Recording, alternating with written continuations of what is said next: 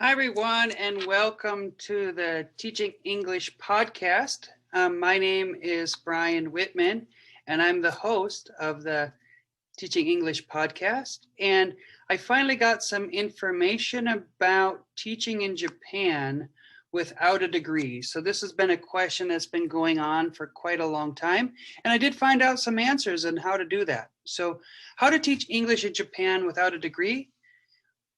Japan has been a popular destination for newly qualified and experienced EFL teachers for like many years, right? And it's a country with so much to offer to teachers, an abundance of jobs, good salaries, benefits, and incredible culture and history.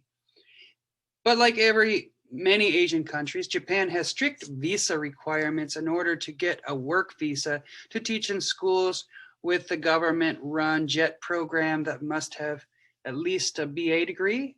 But is there any way around this?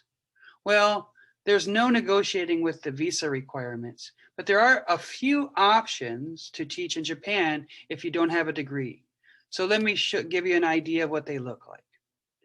So if you want to teach English in Japan and you don't have a degree, unfortunately, your options are pretty limited.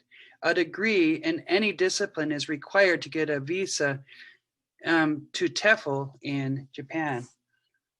Without one, you're basically are not eligible.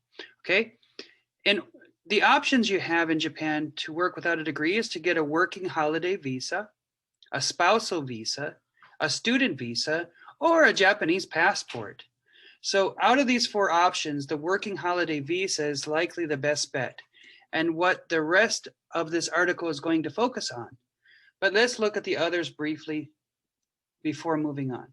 If you marry a Japanese national, then you'll have the right to work in the country on a spousal visa.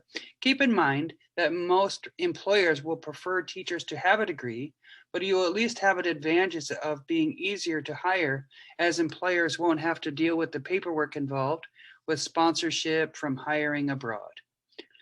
If you go to Japan and you get a degree, then you can work part-time teaching English on the side. So there are options of studying in Japan as well. So you can go to like a Japanese university or a Japanese language school, and you're able to work on what is called a working holiday visa. So you'll be there you can work up to 20 hours per week. Okay, the final option requires you to have a Japanese citizenship. If you have Japanese passport, you'll have the right to work in Japan, and you'll be able to find teaching English even if you don't have a degree. But if not, there's really not much hope on obtaining, as a naturalization requires you have spent at least 5 years living in the country. I didn't know that. That was kind of interesting thing that I found. Okay, so who could apply for a working holiday visa in Japan? A working holiday visa has strict requirements and is not an option for everyone. So you're eligible for a working holiday visa in Japan if you are the age between 18 to 30, you possess a passport from one of the following countries: Australia, New Zealand, Canada, South Korea, France, Germany, UK, Ireland, Denmark, Taiwan, Hong Kong, Norway, Portugal, Poland, Slovakia, Austria, Hungary, Spain, Argentina, Chile, Iceland, the Czech Republic, Lithuania, and the US. You are in good health and you haven't previously had a working holiday visa. So the things that you'll need to apply for this working holiday visa is a valid passport from a partner company or country, a visa application form, a passport size photograph, a CV with resume and personal history, and an itinerary for the time in Japan, a written reason why you're applying for the working holiday visa, and about 250,000 yen, and a cleared funds of about $1,500 and a round trip ticket. Okay, so you can get the visa application form. You can get it at the embassy's website. You'll have to have your CV. You will have to have your itinerary.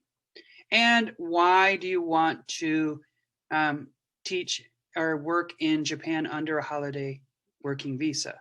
Okay, the other requirements usually applying for is that children can accompany you, and any spouses or partners that wish to wish to go with you must also have a working holiday visa.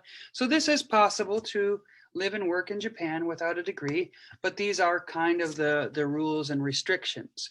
I will be also putting a link to this podcast to my the blog so you can read about it as well.